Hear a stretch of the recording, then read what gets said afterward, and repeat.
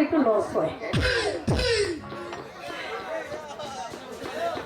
প্রতিপক্ষ শিল্পীকে ধন্যবাদ, চমৎকার করে গান করলেন, গানের ব্যাখ্যা করে গেলেন। উভয় শিল্পীর মিউজিশিয়ানকে ধন্যবাদ এত চমৎকার বাজানোর জন্য। এটা আমার ভাই শামসুন্নাহার আক্তার বেগম শিউলি, দেখলেই ভাল লাগে।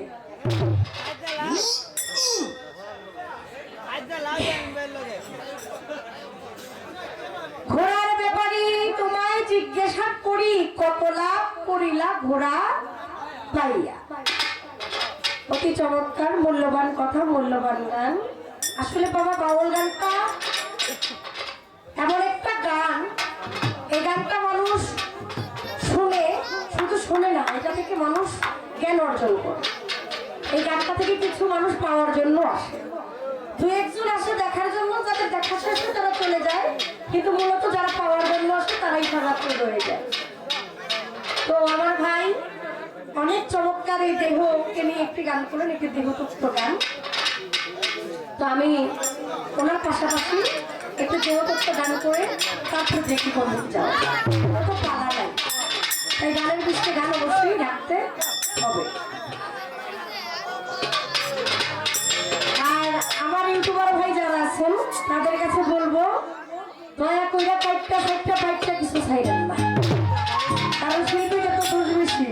পাইটটা আপনারা ছাড়েন আর শিল্পীরা মামলা খায়, যা ছাড়বেন সুন্দর করে পুরোটাই ছেড়ে দিয়ে।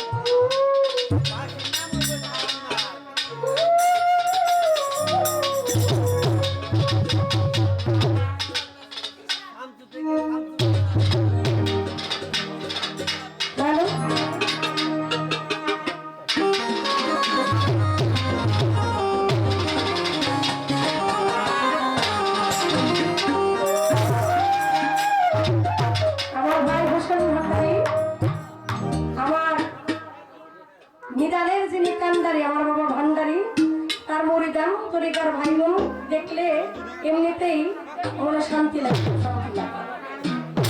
আছে সব এক জায়গায়, কোনো